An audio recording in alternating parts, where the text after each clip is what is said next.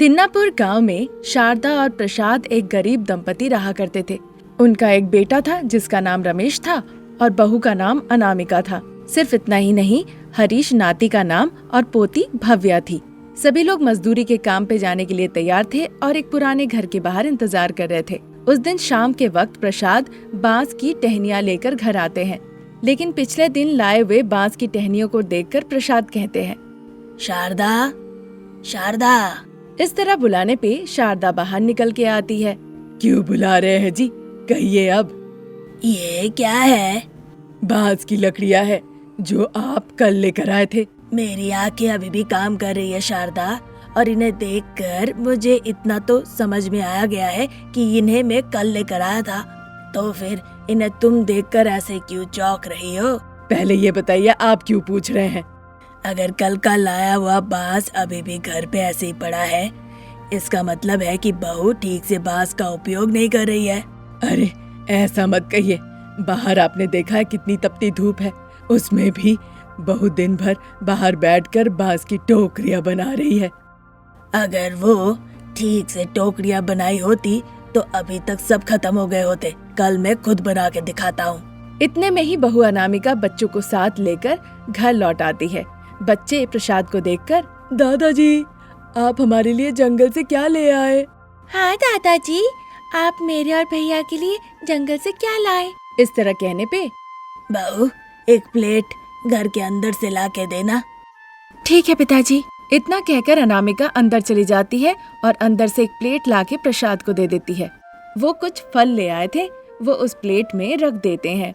बच्चे हरीश और भव्या वो देखकर बहुत खुश होते हैं। बच्चे, गर्मियों की छुट्टी है पर पढ़ाई बंद मत करना। 1 घंटा रोज पढ़ना, पढ़ाई बहुत जरूरी है।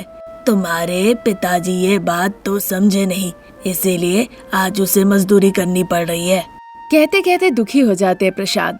ये देखकर शारदा, जो हो गया सो हो गया, अब वो सब सोच के दुखी होने से क्या होगा। बच्चे, ये फल तुम लोग खाओ, मैं नहा के आता हूँ, फिर कहानी सुनाऊंगा। ठीक है दादाजी। इस तरह कहने पे बच्चे फिर फल खाने लगते हैं। प्रसाद एक दूसरा बांस निकालते हैं। बहू, इसमें कुछ और फल है, तुम सास बहू खा लेना। इतना कहकर वहाँ से वो चले जाते हैं। इसी तरह दिन निकल रहे थे। घर पे रहकर बहू अनामिका टोकरियां बनाया करती थी और रमेश प्रसाद उन टोकरी को बाहर ले जाके बेचा करते थे। एक दिन वो जितनी टोकरियां बिकी थी वो पैसे लाके शारदा के हाथ में देते हैं। शारदा, इधर आओ, आज टोकरियां बेच के जो पैसे आए वो रखो। कहने पर शारदा वो पैसे ले लेती है। देखिए तो घर की हालत क्या है। रोज ही तो देखता हूँ, आज देखने में नया क्या है? अच्छे से देखिए, समझ में आएगा, पता नहीं कब नीचे गिर जाए। तुम्हें बताओ शारदा, मैं क्या कर सकता हूँ? जिंदगी तो अच्छी चल नहीं रही है। जो कमा रहे हैं उससे पेट पाले या नया किसी में खर्च करे। जहाँ रह रहे हैं वही जगह ठीक ना हो तो कैसे चलेगा। ऊपर से रेडियो में कह रहा है कि तूफान आने का डर है। अगर तूफान आ गया तो हमारा घर कहाँ रहेगा, आप बताइए। ठीक है, तो मैं उधार लेके आता हूँ, अच्छे से घर को बनाते हैं। जब भी पूछती हो आप यही बात बार बार कहते हैं पर कभी नहीं करते हैं। इस बार मैं जरूर करूँगा शारदा। ठीक है जी, आइए खाना खा लीजिए। इतना कहकर शारदा खाना परोस देती है। सभी लोग बातचीत करते हुए खाना खाते हैं। चूँकि गर्मी था इसीलिए सभी लोग बाहर बिस्तर लगा के सोए हुए थे। अचानक से रात में तेज बारिश होने लगती है। घर के अंदर सब भाग के जाते हैं, वहाँ भी पानी गिर रहा होता है। कहा था सुने नहीं ना, अब देखिए। कही रही थी कि बाहर बिजली कड़कने लगती है, बादल गरजने लगते हैं, बहुत तूफान शुरू हो जाता है। हरीश भव्या डर जाते हैं। माँ, मुझे बहुत डर लग रहा है। माँ, डरो नहीं बेटा, मैं, पिताजी, दादा दादी हम सब है ना। ये क्या जी, ऐसी बारिश क्यों हो रही है? तूफान देख के लग रहा है कि घर कभी भी गिर सकता है। यहाँ रुकना ठीक नहीं होगा, चलो पास के मंदिर में चलते हैं। ठीक है जी। इतना कहकर भीगते हुए बच्चों को लेकर वो सभी लोग पास के मंदिर में चले जाते हैं। आंखों के सामने अपने घर को टूटते हुए वो देख रहे होते हैं। जोर से तूफान आता है और घर का ऊपर का हिस्सा उड़ा के ले जाता है। ये देख के अनामिका के आंखों में आंसू आ जाते हैं। हे ईश्वर, आपको हमसे क्या दुश्मनी थी? एक ही घर था हमारा, वो भी छीन लिया। इस गर्मी में अचानक से बारिश होने की वजह से हो रहा अनामिका, हमारा घर तो चला ही गया, लेकिन उधर खेत सब्जी सब बर्बाद हो गए। अब तो कम से कम बाप बेटे आंखें खोलो, इस घर के बारे में कुछ तो सोचो। शारदा, चिंता मत करो, आज रात यहीं पे गुजारा कर लो। सुबह होते ही हम गांव लौट चलेंगे, फिर लोगों से हम थोड़ा आश्रय के लिए विनती करेंगे। प्रसाद इस तरह से अपनी पत्नी को राजी करा लेते हैं। उस रात सभी लोग मंदिर में सो जाते हैं। अगले दिन प्रसाद का घर नष्ट हो जाने पे सारे गांव वाले उन पे बहुत तरस खाते हैं, पर कोई ऐसा नहीं था जो उन्हें आश्रय दे। तभी पड़ोसी चाची सुभद्रा कहती है, गलत मत सोचना शारदा, हमारे रिश्तेदार आ रहे हैं, इसीलिए हम तुम्हें आश्रय नहीं दे सकते। लेकिन तुम लोगों की हालत देखकर बड़ा दुख हो रहा है, कहो तो खाना पानी हम दे सकते हैं, खा लो। इस तरह कहती है। अब कोई चारा नहीं था, इसलिए अनामिका सुभद्रा का दिया हुआ खाना ले आकर हरीश और भव्या को खिला देती है। बिन छत वाले घर के नीचे आकर रमेश और प्रसाद बड़े दुखी होते हैं, पर अनामिका को बड़ा गुस्सा आता है। बच्चों को खाना खिलाने के बाद अनामिका रमेश के पास आती है। दुखी मत होइए पिताजी। अजी, मैंने आपको अपने घर के बारे में बताया था ना, आपने मेरी बात एक बार भी नहीं सुनी। अब दुखी होके क्या फायदा? मैंने भी कई दफे तुम्हारे पिताजी से कहा था, लेकिन बार बार कहने के बाद भी इन लोगों ने हमारे बातों को नहीं सुना। सही समय पे और हमारे घर के पास मंदिर था तो हम चले गए, नहीं तो पता नहीं हमारे साथ क्या होता। अनामिका, तुम्हारा और माँ का कहना हो गया, हमारे पास इतने पैसे नहीं है ये सब के लिए। कब रहता है? हमारे पास तो कभी पैसे नहीं रहते। देखो बहू, सब कुछ पता है, फिर भी इस तरह का मजाक करने का क्या मतलब? आपको मेरी बातें मजाक लग रही है पिताजी, पर आपको मेरी और माँ की आंखों में परेशानी नहीं दिख रही है। ठीक है बहू, पर मैं और बेटा तो घर की मरम्मत नहीं करवा सकते, तुम और तुम्हारी सास करवा सकती हो। पिताजी, हम अलग अलग तो नहीं है ना, हम एक परिवार है, हम सब यहाँ रहते हैं और ये घर हम सभी का घर है। वही बात तो है अनामिका, इसलिए मैं और पिताजी कहीं से पैसे जुगाड़ करके घर की मरम्मत करवाएंगे और यही बात कहना चाहते हैं। बिना उधार के, बिना पैसे खर्च किए हम घर बनवा सकते हैं। मेरे पास एक तरकीब है। अगर तुम्हारे पास ऐसी तरकीब है, तुम्हें मुझे बताना चाहिए था, मैं तुम्हारे पिताजी को बता देती। हाँ बहू, अगर पैसे लिए बिना खर्च किए हुए अगर घर बन जाए तो मैं क्यों ना कहूँगा, कहो। अनामिका, ये सिर्फ कहने की बात नहीं है, बिना पैसे खर्च किए हुए हम घर की मरम्मत कैसे कराएंगे? ये संभव हो ही नहीं सकता। मैं आपको बताती हूँ, पर उसके लिए आप सभी को मुझे मदद करनी होगी। जरूर बहू। पिताजी, आप और आपके बेटे दोनों मिलके जंगल से ढेर सारे बांस ले आइए। ओहो, तो बांस से घर बनाने वाली हो? समझ गए ना, तो हमें बांस से घर बनाने के लिए पैसे लगाने की जरूरत भी नहीं पड़ेगी। नहीं बहू, सुबह से लेकर रात के सोने तक मैं बांस के पेड़ के बीच में ही रहता हूँ, लेकिन मेरे दिमाग में बांस से घर बनाने की तरकीब क्यों नहीं आई? क्योंकि आपकी सोच पैसों पे जाके रुक गई थी, इसीलिए रुक गया था। जाइए, बहू ने जिस तरह से कहा, आप जाके बांस लेकर आइए। हाँ शारदा, चलो बेटा, अभी हम चलते हैं। इतना कहकर प्रसाद और रमेश कुल्हाड़ी लेकर जंगल के तरफ निकल जाते हैं। ढेर सारे बांस काट के वो जंगल से ले आते हैं। शारदा एक एक करके बांस उठा के अनामिका को पकड़ाती है। सीढ़ियों के मदद से चढ़ के अनामिका आहिस्ता आहिस्ता बड़े ही सावधानी से एक एक बांस को दीवार पे लगाती है। उधर प्रसाद फिर जंगल जाते हैं और बांस ले आ रहे। रमेश बांसों को एडजस्ट करता है। शारदा एक एक बांस उठा के आगे बढ़ाती है। अनामिका बड़े ही सावधानी के साथ एक एक बांस लगा के बांस का घर बना लेती है। अपने बनाए बांस के घर को देखकर सभी लोग बहुत खुश होते हैं और उस घर में खुशी से रहने लगते हैं। फिर से अपना घर बन जाने पे उनकी जिंदगी अच्छी कट रही थी। इस तरह अनामिका की तरकीब की वजह से वो बांस से अपना घर बनाते हैं, जिसमें एक भी पैसे का खर्च नहीं आता है। वो अपने पुराने घर की मरम्मत करते हैं, वो भी किसी के मदद के बिना। साथ ही साथ अपने पुराने घर को बांस के घर में बदल लेने पे सारे गांव वाले भी देखकर उनकी बहुत प्रशंसा करते हैं और तब से अनामिका और उसके पूरे परिवार बांस के घर में खुशी खुशी जीवन बिताने लगते हैं। ये थी आज की कहानी। नई कहानी लेकर हम बहुत जल्द हाजिर होंगे। तब तक के लिए नमस्कार।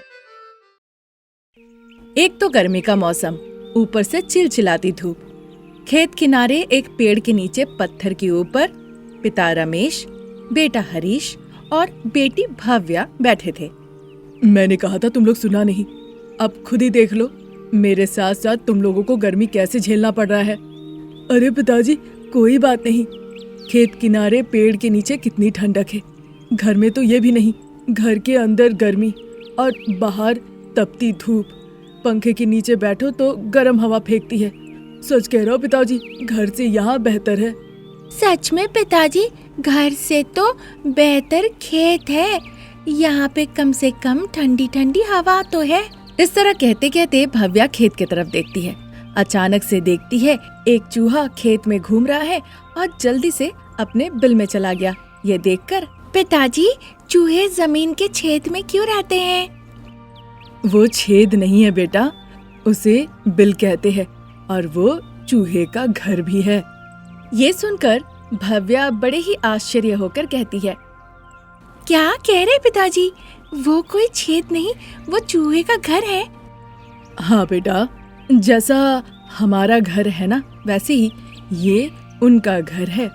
उसे देखने के दौरान तुमने गौर किया वो कितनी बार बाहर आके देख कर गया और फिर अंदर चला गया। लेकिन पिताजी, ये चूहे बाहर क्यों आए और आए भी तो फिर अंदर क्यों चले गए? बेटा हरीश, गर्मी सिर्फ हमारे लिए ही नहीं है, पक्षी, जानवर, जितने भी जीवित प्राणी हैं सभी को लगती है। खाना लेने के लिए चूहा बिल से बाहर आया, अब गर्मी सहन नहीं कर पाया, इसीलिए वो जल्दी से अंदर चला गया। तो क्या चूहे जमीन के नीचे रहकर बहुत खुश रहते हैं? हाँ बेटा, अगर ऐसा है तो हम भी जमीन के नीचे घर बना के ठंडे ठंडे में रह सकते हैं ना। हरीश की ऐसी बातें सुन के रमेश उसे आश्चर्य होकर देखने लगता है। हाँ पिताजी, जब तक ये गर्मी खत्म ना हो जाए तब तक हम जमीन के नीचे घर बना के रह सकते हैं। वाह रे वाह बहन, मैं भी यही बात तो कहना चाह रहा था। हाँ पिताजी, कैसा रहेगा अगर हम भी जमीन के नीचे घर बना कर रहे तो? बहुत बढ़िया होगा बच्चे, पर हमें घर जाके इस बारे में घर के सभी लोगों से एक बार चर्चा करनी पड़ेगी। सबकी मंजूरी रही तो हम भी जमीन के नीचे घर बना सकते हैं। रमेश की इस तरह की बातें सुन के दोनों बच्चे बहुत खुश हो जाते हैं। हर दिन की तरह सासू माँ और बहू रानी दोनों बच्चों को जमीन पे एक चटाई पे सुलाती है और फिर कूलर ऑन करके आराम से सो जाती है। उधर बाप बेटा प्रसाद और रमेश भी एक एक खटिया में सो जाते हैं। फिर जैसे जैसे थोड़ा समय बीता, तभी अचानक से ट्रांसफार्मर ब्लास्ट हो गया और बिजली गुल हो गई। करंट जाने के साथ साथ चारों तरफ अंधेरा छा जाता है। उसी के साथ कूलर बंद हो गया और सभी को पसीना आने लगा। बच्चे हरीश और भव्या नींद से उठ के रोने लगे। फिर रमेश उठ के टॉर्च जलाता है। बच्चे डरो नहीं, बिजली चली गई है, इसीलिए तो मैं उठ के तुम्हारे लिए बत्ती जलाया हूँ। गर्मी लग रही है पिताजी। हाँ पिताजी, घर के अंदर बहुत गर्मी है। माँ, अनामिका, जरा उठो, देखो बिजली चली गई है तो बच्चे रो रहे हैं। इस तरह बुलाने पे प्रसाद की नींद खुल जाती है। मत रो बच्चे, इधर आओ, मेरे पास आके बैठो। इतना कहकर प्रसाद बच्चों को लेकर घर से बाहर निकल आते हैं। घर के बाहर काफी अंधेरा था। रमेश घर के बाहर बिस्तर लगा देता है। प्रसाद और बच्चे फिर अच्छे से आके उस पर बैठते हैं। तब तक सासू माँ और बहू रानी शारदा और अनामिका नींद से उठ के बाहर निकल आती है। रमेश जो खटिया बाहर बिछाया था वहाँ पे आके सास बहू बैठ जाती है। क्या जी, पता चला बिजली क्यों चली गई? नहीं शारदा, बताने के लिए भी तो कोई अपने घर से बाहर नहीं निकला। तो आप पता करके आइए ना। अभी इस अंधेरे में मैं कहाँ जाके पता लगाऊं शारदा? प्रसाद कह ही रहे थे कि तब तक टॉर्च लाइट लेकर सुंदर बाबू प्रसाद के घर पे आते हैं। अरे सुंदर, अचानक से बिजली चली गई, कब आएगी ये? ट्रांसफार्मर उड़ गया है भाई, आज रात तो बिजली नहीं आएगी, घर के बाहर ही सोना पड़ेगा। घर के बाहर भी तो हवा तक नहीं चल रही है। उसके लिए प्रसाद, चलो हम दोनों जाके पेड़ को हिलाते हैं। बिल्कुल सही कहा तुमने, जाके तुम पेड़ को हिलाओ, तब तक उस हवा में मैं सोता हूँ। वो कह ही रहे थे कि बीच में सुंदर घुस के कहने लगते हैं, तब तक तो सुबह हो जाएगा, तुम काम पे चले जाओगे और फिर इधर मैं भी काम पे चला जाऊंगा। इस बीच में अगर मुझे नींद आ गई तो कैसे दोस्त हो तुम। इतना कहकर सुंदर वहाँ से चला जाता है। हरीश को बहुत नींद आ रही थी तो कहने लगता है, दादाजी बहुत नींद आ रही है, हवा कर दीजिए ना।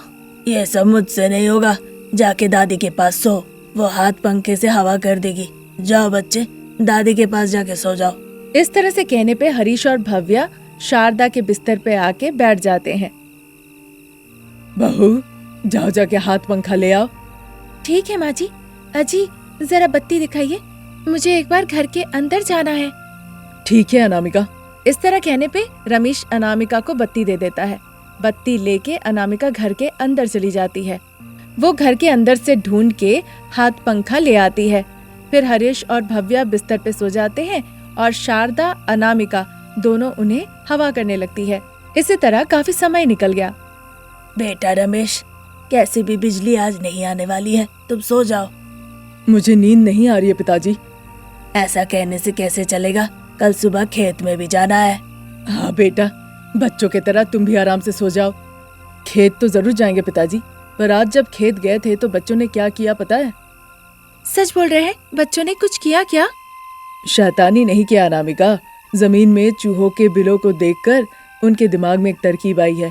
वो कह रहे थे कि क्यों ना हम भी जमीन के नीचे घर बना के रहे। ये बात सुनने के बाद शारदा, प्रसाद, अनामिका तीनों एक के बाद एक कहने लगते हैं। क्या कह रहे हो बेटा, जमीन के नीचे घर? हाँ शारदा, बच्चों की अच्छी सोच है, इससे हमारा फायदा ही होगा। इस तरकीब से हम व्यापार भी कर सकते हैं पिताजी। पिताजी का कहने का मतलब है पहले हम एक अंडरग्राउंड घर बनाते हैं, फिर हम खुद वहाँ रहकर देखेंगे। सब कुछ ठीक रहा तो लोगों को हम देखने के लिए बुलाएंगे, उन्हें घर पे बैठाएंगे। उन्हें भी अच्छा लगा तो हम इसे व्यापार की तरह शुरू कर सकते हैं। सही कहा। सारे लोग मिलके अंडरग्राउंड घर के बारे में बातचीत करते हैं। इसी तरह समय निकल जाता है। सुबह होने को आता है। तभी भी प्रसाद और रमेश बाहर बैठ के अंडरग्राउंड घर के बारे में बातचीत कर रहे होते हैं। बेटा रमेश, घर के सामने खाली जगह है, वहाँ हम अंडरग्राउंड बना सकते हैं। इस तरह कहने पे सास बहू आके भूमि माँ की पूजा करती हैं। बाप बेटा आके मिट्टी कोड़ने लगते हैं। देखते ही देखते कुछ ही दिनों के अंदर अंडरग्राउंड घर बनके तैयार हो जाता है। इसी के साथ सभी लोग उस अंडरग्राउंड घर में रहना शुरू कर देते हैं। पोते साहब, ओ भव्या, तुम लोगों के मुताबिक तो ये घर सच में बहुत ठंडा है। हाँ दादाजी, सच में ठंडा है। सच में बहुत ठंडा है, तो क्या अब से हम यहीं पे रहेंगे दादाजी?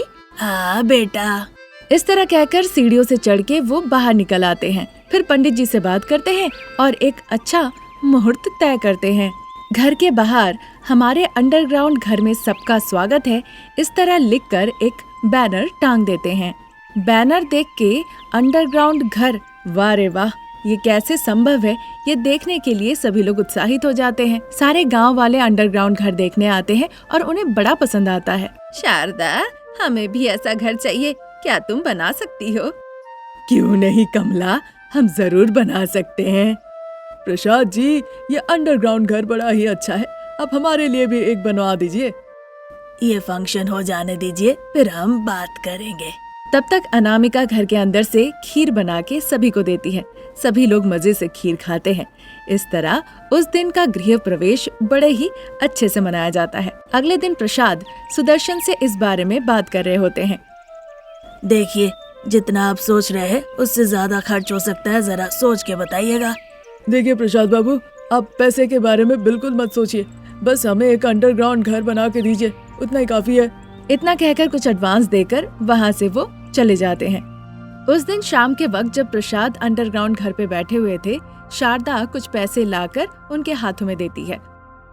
ये पैसे कमला ने दिया है। पिताजी, और ये पैसे अनुपमा ने दिया है।